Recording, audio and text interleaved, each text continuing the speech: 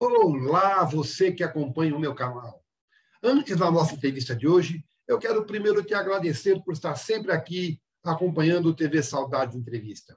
Agora, se você gostar do nosso trabalho, se você gostar da nossa entrevista, dá um like, faça um comentário, compartilhe as nossas entrevistas, faça pergunta, assim que é possível eu vou responder. Se souber, eu respondo na hora, se não souber, eu vou buscar a resposta para te dar.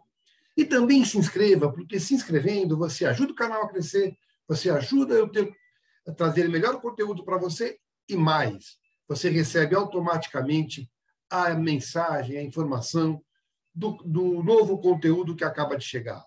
Então, curte aí. Vamos agora à nossa próxima entrevista.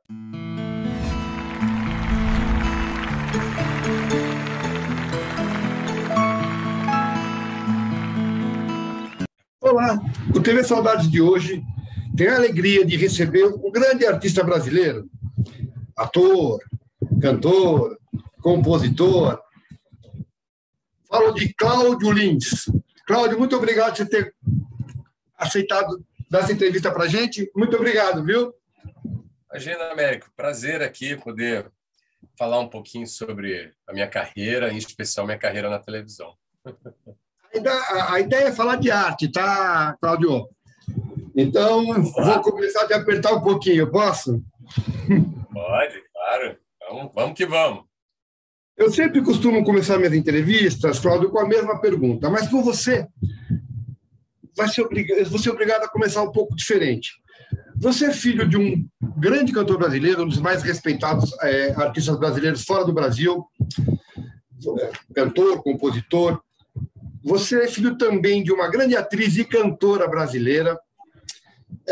Acredito que a sua introdução à arte foi meio que o caminho quase que natural, né? Foi.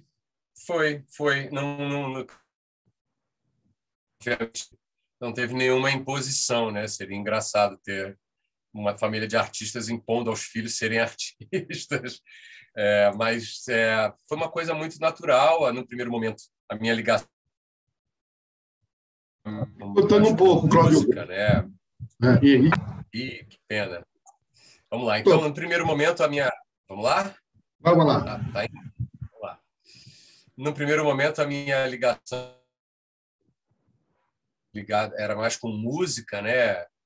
A minha mãe, inclusive, não era atriz no primeiro momento da carreira dela, era cantora. Então, a gente lá em casa respirava mais música do que...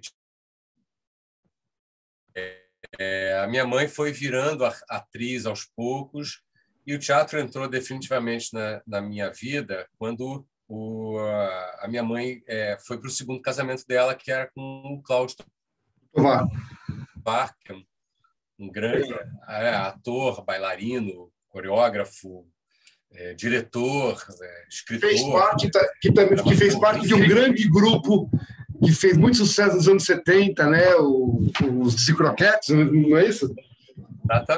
Exatamente. Então, era um artista que tinha uma carga de palco muito grande e acabou trazendo esse universo para as nossas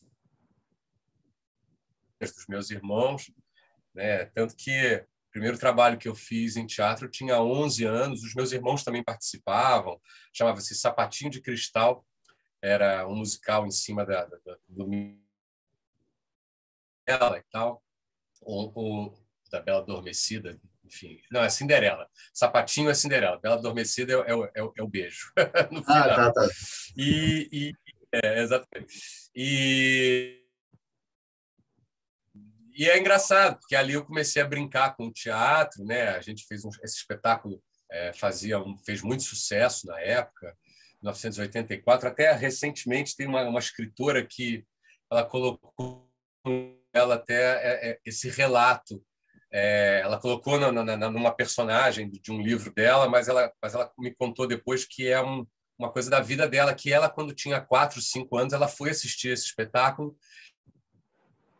Foi o primeiro crush da vida dela. A gente, assim, bem criança, engraçado. Então, foi isso. Essa vivência com arte, muito na minha casa desde criança. E aí, naturalmente, eu fui por esses caminhos.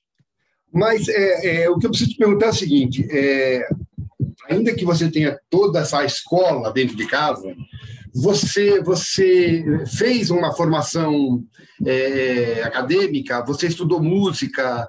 Você estudou teatro? Ou as coisas foram acontecendo porque você já convivia com artistas? Como é que foi isso? Foi um pouco dos dois. Eu me ressinto de não ter tido uma formação acadêmica mais aprofundada, especialmente em teatro. Quando chegou eu cursos livres, né? Fiz teatro na escola, música eu já fazia aula, fiz aula de piano, de harmonia, de improvisação, já adolescente já fazia aula de música. Mas quando a hora da faculdade, né, da vestibular, aconteceu uma coisa engraçada, porque eu tentei fazer vestibular para regência numa faculdade aqui no Rio. Tentei por 2 anos seguidos e não passei, não aconteceu. E exatamente nesse meio período, assim, quando eu estava envolvido com essa coisa de faculdade e de tentar fazer faculdade de música mesmo, teatro de uma maneira diferente, porque eu comecei a fazer aulas no Teatro Tablado, aqui no Rio de Janeiro, que é uma escola de teatro amador, não é uma escola de teatro de formação, digamos assim, né? É o trabalho do André Matos, né? O Damião. Isso, exatamente. Muitos atores passaram aqui do Rio de Janeiro passaram pelo Tablado por essa experiência, né? E isso, principalmente quando chega no final do ano, o Tablado oferece essa experiência de prática de montagem. Então, aquela aula que é semanal acaba virando uma coisa quase que diária, porque você se envolve na luz, no cenário, no figurino, na música. Eu produzi algumas trilhas sonoras para as Eu tenho peças aqui do isso dele. Tablado e tal. Pois é.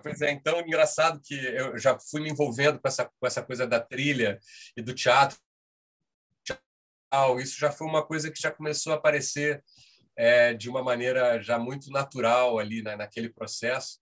E diria que essa foi a minha grande experiência. Eu investi em muitos cursos de especialização, oficinas e tal, mas essa formação acadêmica acabou não acontecendo. Porque nesse primeiro momento eu investi mesmo numa formação musical que eu acabei não conseguindo atingir. Acabei indo fazer faculdade de comunicação, publicidade, olha isso. Mas aí eu comecei a fazer esse teatro de maneira amadora e comecei a ter convites para fazer teatro profissional. Eu me vi ensaiando 2 peças ao mesmo tempo, e aí eu larguei a faculdade e não voltei mais. Agora, eu sei que eu deve ter respondido essa pergunta 1 milhão de vezes, mas eu sou obrigado a te fazer. Carregar o sobrenome Lins, sendo filho de Ivan e de Lucinha, foi uma responsabilidade maior para o artista que estava começando? Olha, para quem está de fora, isso pode ser uma questão, mas para quem está de dentro, não. Pelo menos não para mim, porque essa convivência com a notoriedade, ela acontece desde que eu sou criança, né? Já nem me lembro quando é que isso começou. Então, esse ser filho do Ivan Lins, da Lucinha Lins, para mim normal, nunca foi o extraordinário. Então, lidar com essa sempre foi muito tranquila para mim, assim, sempre foi muito natural. Então, assim, eu percebo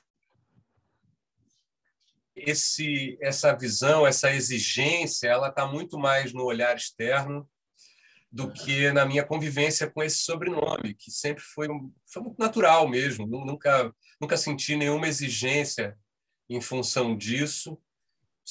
percebo sim que o sobrenome ele pode abrir portas, mas também percebo que mantê-las depende muito mais de mim do que do sobrenome, mantê-las abertas, né? Claro, claro. Assim como eu imagino também que... Assim o como, nome... Perdão, fala. como está picotando, às vezes eu pensei que tivesse encerrado. Abre portas, mas eu também imagino que em alguns momentos deve ter uma cobrança maior também por causa da linhagem, digamos assim, né? Eu acho que essa cobrança, eu confesso que eu nunca senti. O que eu já percebi mais claramente foi comparação, né? Especialmente em relação ao meu pai, né? Se eu fosse mulher, talvez a comparação com a minha mãe seria mais natural. Mas eu sendo homem, essa comparação com o trabalho do meu pai acontece mais naturalmente.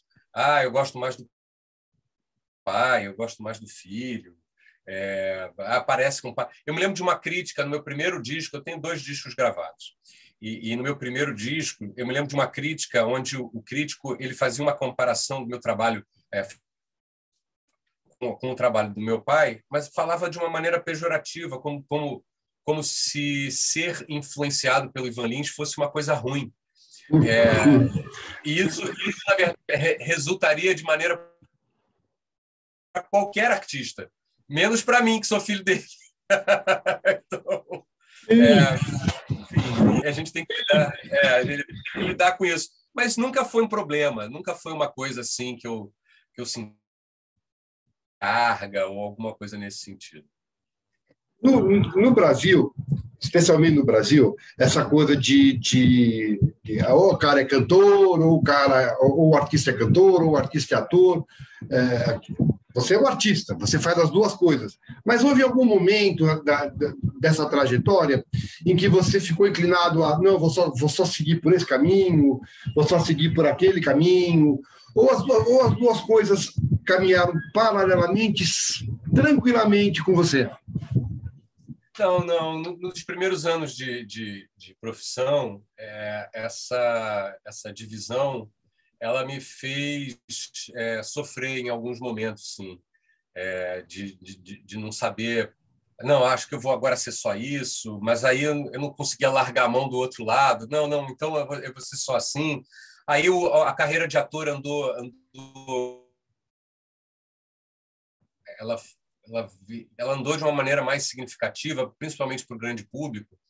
E aí a carreira do cantor foi ficando em segundo plano e tal. Mas num determinado momento, e depois de muita... eu comecei a perceber que eu sou exatamente isso que você falou. Eu sou um artista que tenho essas formas de expressão, e eu tento lidar com elas da melhor maneira possível. Agora, eu sinto, sim, aí sim, que a gente tem um mercado brasileiro que às vezes é um pouco restritivo, né, nas suas escolhas. Então, por exemplo, eu já fiz teatro que não fosse teatro musical, mas o fato de eu ser um ator que canta faz com que faz com que 99% dos convites que eu tenho em teatro sejam no sentido do teatro musical. É difícil quando você nesse lugar você sair dessa bolha, né? E eu me ressinto às vezes de ser mais chamado para fazer trabalhos como ator que não tem nada a ver com música. Até porque você está vivendo o teu auge profissional no momento em que o teatro musical voltou a ser muito, porque teve uma época que ele ficou meio de lado, ele ficou meio esquecido, havia as grandes revistas antigamente, aí não se fez mais teatro musical. Só que agora, o ator maduro que você essa coisa do musical voltou muito forte, né? E não tem como meio que fugir disso, né, Cláudio? Não.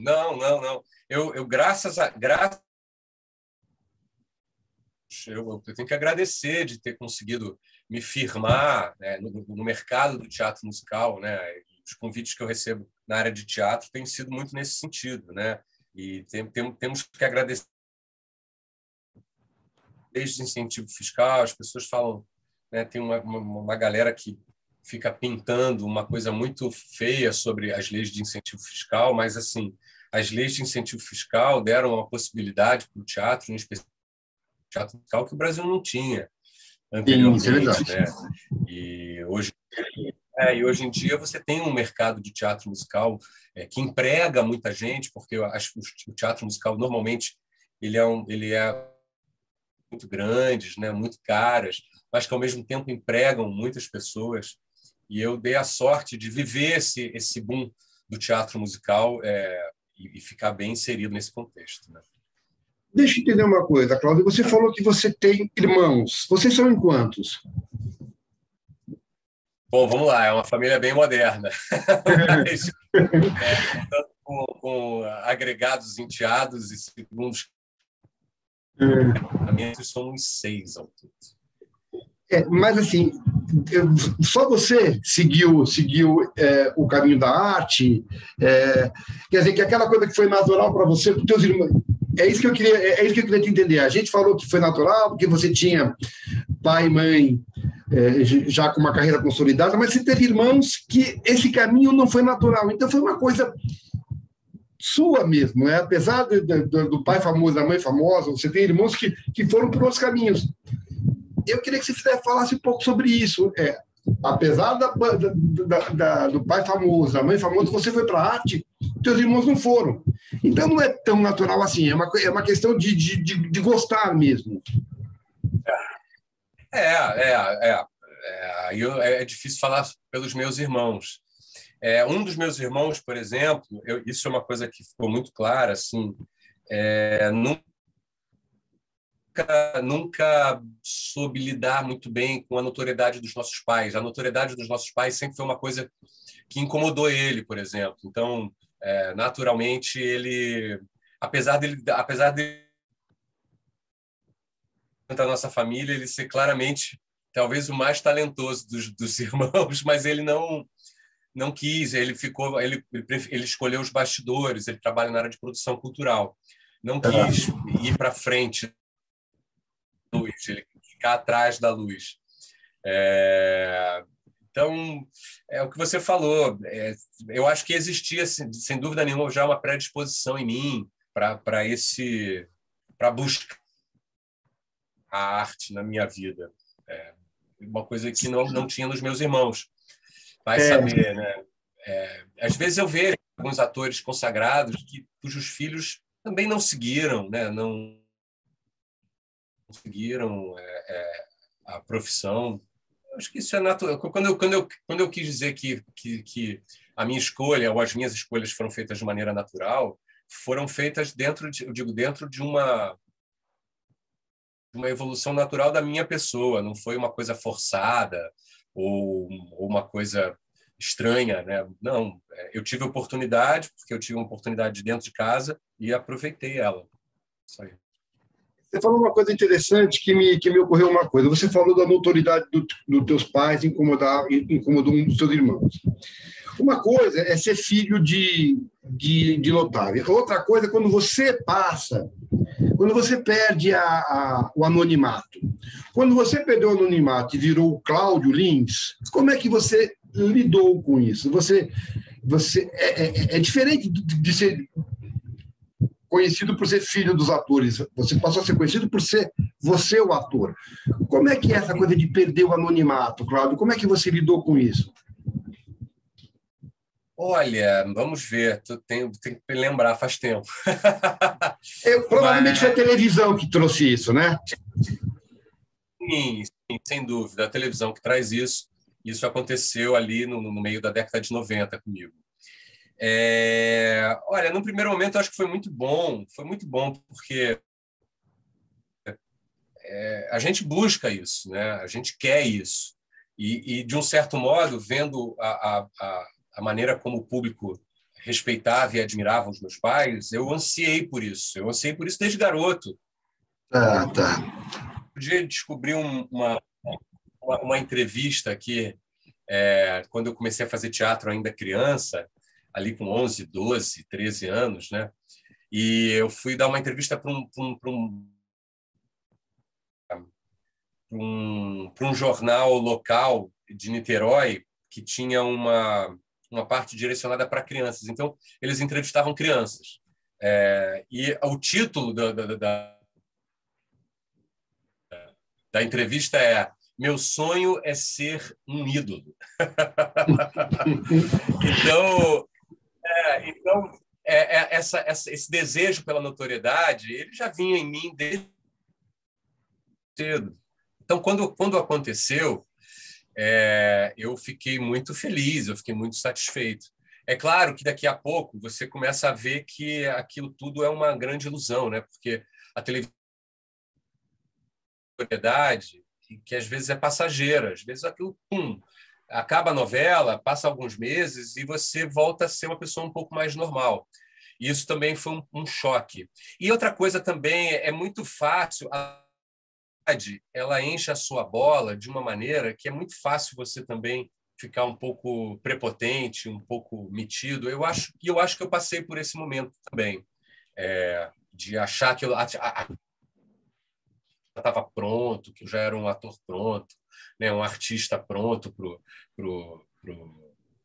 mercado e tal. E aos poucos também eu fui tendo as minhas lições através também de algumas decisões, de ver que não é nada disso, que eu ainda tinha que continuar na batalha, né, que é um mercado bastante disputado, né? Tem muito ator, tem muita gente boa, né? E que eu tinha que correr atrás mesmo, que não dava para ficar achando que eu já tinha sentado no trono, né? Porque dá essa sensação. As pessoas começam a gostar de você, te abordar na rua, a falar que você é lindo, que você é maravilhoso e tal, e você sou isso tudo mesmo, dá essa sensação mesmo. Na verdade, a gente descobre que isso é passageiro, isso é muito passageiro. Você veio amadurecendo como artista, você falou que você considera o teu começo profissional lá no começo dos anos 90, apesar de ter feito as peças infantis. E você pegou, nesse período que você foi amadurecendo, a transformação da mídia. Quando você começou, provavelmente, acho que ainda não havia internet, não havia essa coisa dessa como que é lidar? Você teve problema com a crítica? Você teve problema com invasão de privacidade? Ou você aprendeu também desde cedo a blindar isso? Eu aprendi muito cedo a lidar com isso, né? Eu sempre vi os meus pais, nesse sentido, eles sempre foram muito cuidadosos, que eles sempre tiveram essa ética, se é que existe isso que eu vou falar agora, assim, mas uma ética artística, no sentido de que eles sempre priorizaram muito a visibilidade do trabalho deles em contraponto à visibilidade da vida pessoal. Então, é claro que você tem sempre que, de alguma maneira, o público quer isso, a imprensa quer isso, você tem sempre, de alguma maneira, no seu espaço pessoal, né, de alguma coisa, mas sempre com muito cuidado, e eu aprendi dessa maneira. Mas me lembro, por exemplo, de ter muita dificuldade na minha carreira, e durante boa parte dela, com essa imprensa supérflua, né? Essa imprensa superficial que quer mostrar você na sua casa, na tua intimidade, camisa, na praia. Isso eu sempre tive muita dificuldade, assim, toda vez que essas revistas entravam em contato, né, Caras, né, do Caras, adoro a Caras, nada contra, mas toda vez que esse tipo de revista, Contigo, na época tinha uma revista chamada Contigo, não sei se ainda existe, mas enfim, toda vez que eles entravam em contato, era uma negociação assim bem dura assim para eu chegar num lugar que fosse confortável para mim e que agradasse ao briefing deles. Eu sempre tive essa dificuldade. Então você imagina quando de repente essas redes sociais e onde essa exposição pessoal ela ficou quase que lugar comum, né? E isso para mim tem sido ainda E dá voz a muita gente que não tem condições, né? Dá voz a todo tipo de gente, né, Cláudio? Você acaba conquistando o público muito mais pela sua personalidade do que pelo seu trabalho. E eu acho que isso é uma inversão de valores. Assim. Eu uma vez dei uma entrevista que depois eu fiquei sabendo, eu nem tive essa noção, mas depois eu fiquei sabendo que ela foi bem polêmica, porque eu dei uma entrevista onde eu disse que o ideal, no mundo ideal, o artista ele não deveria nem dar entrevista. porque o trabalho fala. Não, porque, olha, isso, claro, eu estou falando assim de uma coisa utópica. Você imagina, a gente trabalha com mágica. A verdade a gente o ator, principalmente, né? Ele tá contando ali uma mentira e essa mentira ela tem que ser verossímil. Qualquer dado sobre a minha vida pessoal ir contra a mágica que é aquela mágica que eu estou criando para o espectador acreditar nessa personagem, acreditar em coisas que a personagem tem e que talvez não tenha nada a ver comigo. Bom, mas a pessoa já me conhece pessoalmente, já me viu em várias entrevistas, já entrou na minha casa, já sabe qual é meu gosto. Imagina que no meio daquela mágica ele fala assim, morango, e a pessoa fala assim, mas eu vi numa entrevista que ele não gosta de morango. Você quebrou a mágica. E aí, então, assim, eu confesso que eu busco, de alguma maneira, sem radicalismo, sem extremismos, mas eu busco esse sacerdócio que o trabalho do ator exige, né? Então, nesse sentido, a proteção da vida pessoal ela se torna mais importante ainda para que a personagem ela tenha mais vida do que o ator em si. Eu entendo o que você fala, mas eu me permito discordar de uma coisa. Eu acho que o trabalho é tão mágico que nada quebra a magia, principalmente quando ele é bem realizado. Concordo com você. Eu concordo com você. Pronto. Quero falar um pouco do ator, aí a gente depois volta para o cantor, que eu quero falar dos seus trabalhos autorais. A tua entrada para ser ator foi via teatro, ok? Quando foi que a televisão surgiu para você? Deixa eu ver aqui, eu tenho aqui. O teu primeiro trabalho na TV foi no Você Decide, foi isso? Foi um Você Decide ali um pouquinho antes da minha primeira novela, né? História de Amor. Amor, que é 95 para 95. Eu fiz esse Você Decide, deve ter sido 94, alguma coisa nesse sentido. Não foi muito antes de 93. Você fez dois Você Decide. Eu tenho aqui dois Você Decide, Sombras do Passado e Tudo pela Arte. Tá vendo? Não, nem me lembrava. Eu te perguntei isso, na verdade, porque eu queria saber uma coisa. O ator que veio do teatro, desde pequenininho fazendo teatro, que é uma linguagem diferente da linguagem da televisão, ainda que você tenha tido exemplo, eu estou falando da tua experiência. Você estranhou essa diferença de linguagem? Pois nesse sentido eu dei uma sorte, porque eu fui selecionado ali no começo dos anos 90, 92, 93, para participar da oficina de atores da Rede Globo. A Globo começou a perceber que eles estavam recebendo muitos atores com pouca experiência mesmo, porque existe, né, esse olhar sempre em função da beleza do ator ou da atriz, né? Isso é uma coisa que é importante mesmo dentro do mercado. Né?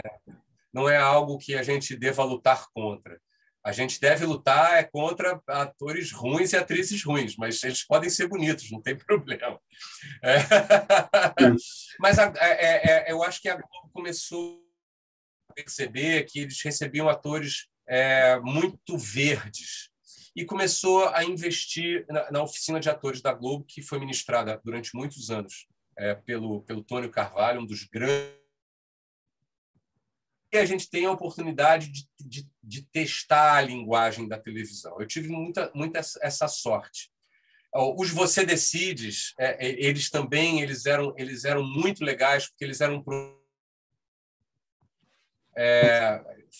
menores, né, de uma produção mais enxuta, e ali muitos atores testaram a linguagem televisiva pela primeira vez, inclusive eu. Então, quando eu cheguei para fazer a minha primeira novela, que foi História de Amor, não que eu já estivesse pronto, mas eu já também não era, aquilo também não era tão verde para mim, assim. Eu já tinha algum conhecimento da linguagem televisiva. Agora, claro, a sua primeira novela, uma novela inteira, ainda mais História de Amor, que foi um grande sucesso, uma novela que a gente ficou acho que 1 ano gravando a novela. Você lembra o nome do personagem? Muito longo. Bruno Moretti. Bruno Moretti, exatamente. Peraí, quem é que te disse isso? Não interessa. O que interessa é que eu sei. Isso está tudo muito confuso. Quem é que te falou, mãe? A única pessoa que sabe disso é a Joyce. Ah, então é verdade mesmo. Você propôs isso a ela, de registrar e assumir o filho desse outro sujeito? Calma, não. Falei e continuo falando. Se ela quiser, eu assumo mesmo. Eu gosto dela, mãe. Eu amo a Joyce. Só passando por cima do meu cadáver. Pois eu passo! Ficou louco? Ali foi que eu aprendi quase tudo, né? Ali na primeira novela eu aprendi... História de Amor, Manuel Carlos, né? Manuel Carlos, 95 para 96, uma novela do horário das 6, que ela fez um sucesso de novela das 8. Quem era a Helena? Quem foi a Helena dessa história? Era a nossa Regina Duarte, né? Bons momentos da nossa querida Regina. E ali eu tive a oportunidade de contracenar a Carla Marins com o Zé Maier. O Zé foi uma figura importantíssima na minha vida, porque o Zé, eu fazia o irmão dele, e ele foi um cara que, sei lá,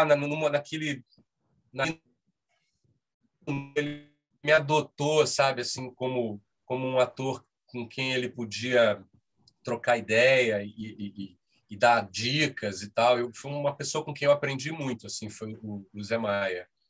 Que ele é muito generoso, realmente. Todo mundo com quem eu conversei fala... O Zé Maier é um personagem recorrente nas minhas entrevistas. É engraçado isso, né? Eu lamento muito, só abrindo um parênteses, sem nenhum... Lamento muito o que aconteceu com ele profissionalmente. Um grande ator, um colega maravilhoso. Eu lamento também. Eu lamento. Mas... Então, Claudio, eu entrevistei alguns atores da sua geração, e você tem uma idade em que os atores da tua geração todos cresceram vendo televisão. Foram crianças acostumadas a ver televisão. Boa parte deles, quando foi trabalhar na TV, trabalhar com Tarcísio Meira, porque imagino que Ivanins e Lucianins eram teus pais para você, né? Agora, você tinha essa coisa de, poxa vida, Regina Duarte, quando você foi trabalhar com a Regina Duarte, você cresceu vendo televisão e essa coisa de trabalhar com a Regina Duarte, por exemplo, que foi a sua estreia, tinha essa coisa da perna tremer, tinha essa coisa do... Como é que é isso? Engraçado, nunca tive muito isso, não, sabia?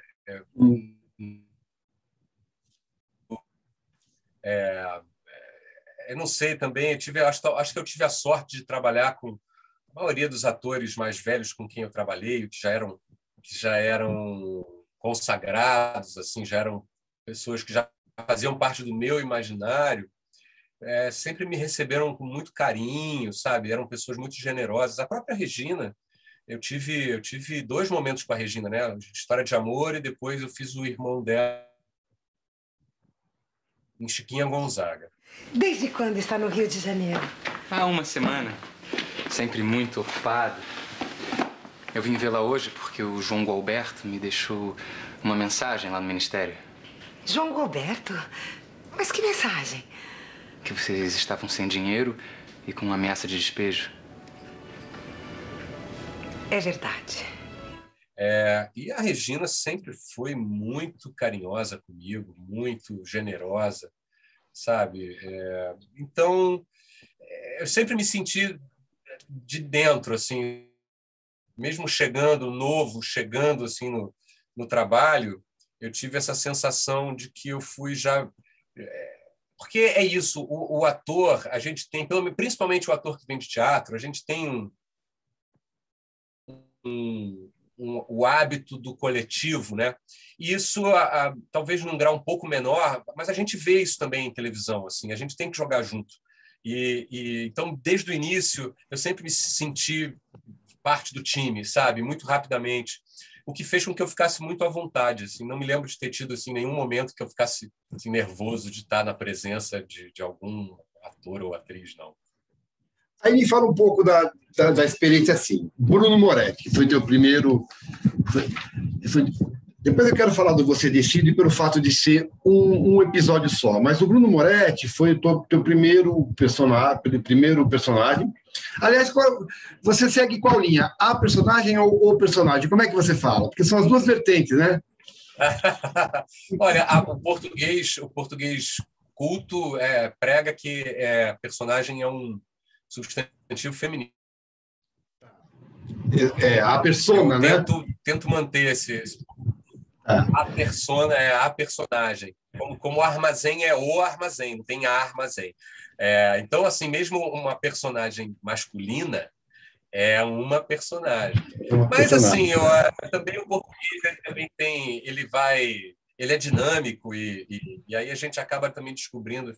É mais fácil quando você fala o personagem, você já está definindo o gênero daquele personagem, está ganhando tempo. Isso faz parte do português brasileiro, né? O brasileiro ele é mais ágil nesse sentido, né?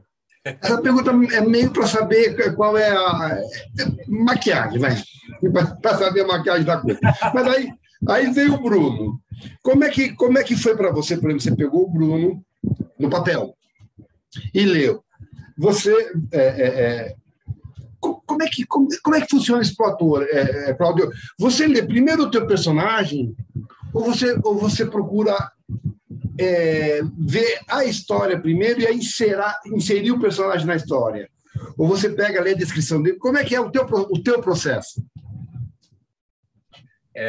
Eu acho que o meu processo ele também foi mudando ao longo do tempo, né? A gente falando especificamente de História de Amor e do Bruno, muito suficiente ainda para uma construção de personagem mais aprofundada. Se bem que em televisão, a televisão busca muito o que a gente chama do physique de rôle, né? A televisão ela tem um naturalismo onde ela busca um physique de rôle muito próprio para cada personagem. Isso é uma coisa boa que a televisão resolver tudo de uma maneira muito ágil e valorizando pouco o texto, jogando o texto fora, que a gente chama.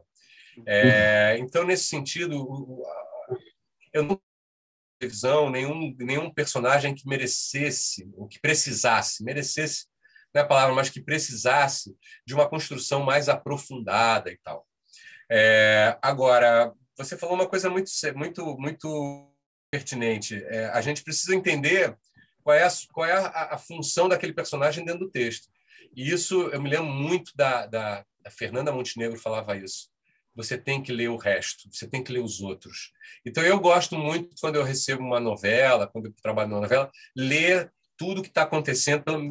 É muito difícil ler tudo, porque é um volume muito grande, mas, assim, eu tento entender aonde que esse personagem está no todo, na história toda. E sempre aberto. Isso foi uma coisa que eu me lembro de ter conversado com o próprio Manuel Carlos, logo que ele me chamou que me chamaram, não sei se foi ele, História de Amor, e eu tive um papo com ele por telefone que eu perguntei: você acha que esse personagem vai para onde, tal? É assim, é assado? Eu tinha algumas dúvidas. E ele falou: olha, a novela é uma obra aberta. Por acaso, nesse momento, não está sendo, né? As novelas estão bem fechadas por causa da Covid, mas a natureza da telenovela é de ser uma obra aberta. Então, você, como ator, você também tem que estar aberto para esse personagem dar uma guinada. Então, constrói ele, mas não constrói muito. Eu me lembro muito do Maneco falando isso. Não constrói muito, não, porque ele pode mudar ali na esquina. Então, com isso, Exatamente. o meu processo acabou. É isso, é isso. Agora, você falou não constrói muito. Eu quero saber do teu processo de construção. Primeira coisa, você tem facilidade em decorar? Tenho facilidade em decorar porque eu trabalho entendendo o texto. Eu nunca fui um ator daqueles que decora palavra.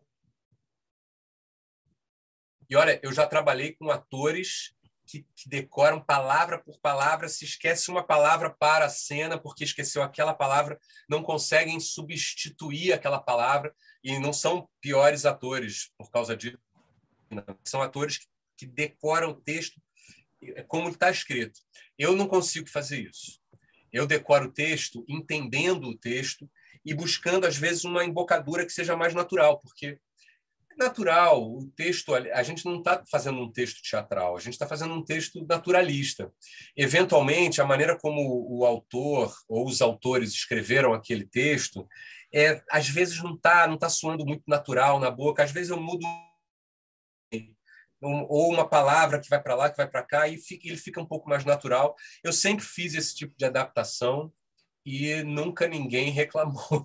Então, Há, acho que eu tenho há, feito esses anos coisas. há autores que incentivam, né, que dão liberdade, agora há autores que não gostam que mude. Aí. Nunca trabalhei com esse tipo de autor, pelo menos. Tive essa liberdade, assim. E o teu processo de construção da personagem é de dentro para fora.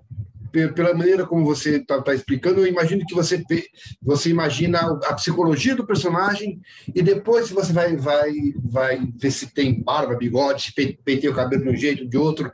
É de dentro para fora a tua construção, Claudio? Eu não tenho uma regra, não. Depende do trabalho, depende da personagem, depende do que ela pede. Às vezes é uma personagem que já pede um visual específico, então a gente pode começar a trabalhar de fora para dentro. Não vejo nenhum problema em começar a trabalhar de fora para dentro. Às vezes, você trabalhando de fora,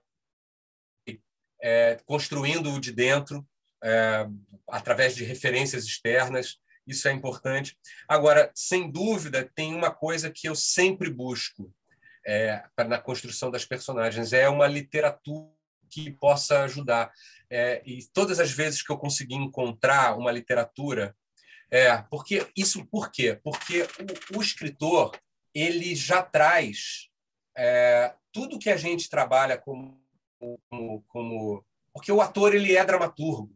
Ele deve ser dramaturgo, no sentido de você criar toda a sua história, todo o que a gente chama de subtexto, né?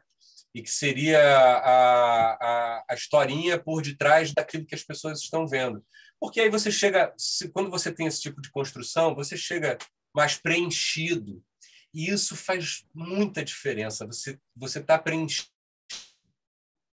em cena, faz muita diferença de você estar vazio em cena. Pode ser, às vezes, sutil para alguns, mas para outras pessoas isso é gritante. Isso faz toda a diferença. Esse preenchimento, de você chegar no trabalho preenchido, se eu consigo achar uma literatura que ajude esse personagem, nossa, porque o escritor, normalmente, ele traz é típico da literatura falar o que aquele cara está pensando, né? Qual é a história dele. E aí, então, assim, sempre que eu encontro uma literatura que me ajude em algum personagem tranquilo, assim, é um trabalho que fica bem facilitado, assim, para mim. Então, você usa aquele método de aprofundar ou de quanto mais distanciamento da personagem para você é melhor, ou quanto mais você imergir nele, mais você sente ele? Ah, não, eu prefiro imergir. Eu prefiro imergir. Eu prefiro. Tentando, obviamente, ter uma manutenção saudável da minha vida pessoal, porque também não dá para ficar trazendo os personagens para casa, né? Principalmente quando você é casado, você tem filho, né? Tem família, que é o meu caso. Você tem que saber separar, tem que saber. E esse trabalho de separação, ele não é uma coisa que vem da noite para o dia, não. Ele vem com o tempo. Você saber colocar uma energia, por exemplo. Você tem uma cena, você tem um romance, né? Naquela história que você está interpretando com um outro ator ou uma outra atriz, e você tem que botar essa energia, e essa energia ela tem que ser muito crível, né? E você tem que fazer essa energia ser crível ali na hora do trabalho. Mas quando você sai do trabalho, aquela energia ela não precisa ter, ela não tem que ter, ela tem que ter ali no trabalho, né? Para o trabalho ser legal, para o trabalho funcionar, para as pessoas acreditarem. Então, essa imersão, não estou dizendo que você não possa levar para fora. É isso que eu quero te perguntar. Mas você tem que saber, e com o tempo a gente vai aprendendo, a saber diferenciar o que é para o trabalho, o que você vai levar para a sua vida pessoal. É claro que você está desimpedido da vida, você está afim, a outra pessoa está afim, tudo bem e tal. Você não pode levar para fora e perder o de dentro. Isso. Sim. Mas é isso, brother. Por exemplo, você, uma novela, você fica 6 meses em cartaz, começa a trabalhar 2 meses antes. Quando você faz um espetáculo de teatro, você fica, de repente, 6 meses, 1 ano. Fora de cena, o personagem está no teu imaginário, mesmo que você deixe ele lá, ele convive de alguma maneira com você?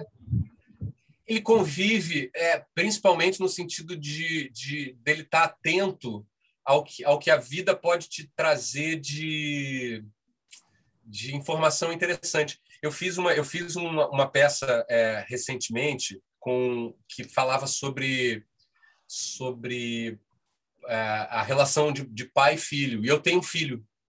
E num determinado momento, algumas das coisas que aconteciam entre eu e meu filho na minha vida pessoal era combustível muito interessante de ser processado e levado para a cena. E aquilo me ajudou. Então, eu acho que quando você está envolvido num trabalho, a personagem ela está sempre ali escondidinha, está sempre ali de olho, assim, esperando uma oportunidade para falar: olha isso, isso é bom para mim. Eu quero isso. E a personagem bebendo. E às vezes acontece o contrário também, de você estar fazendo um trabalho e às vezes o texto do seu trabalho te dá respostas para a sua vida pessoal.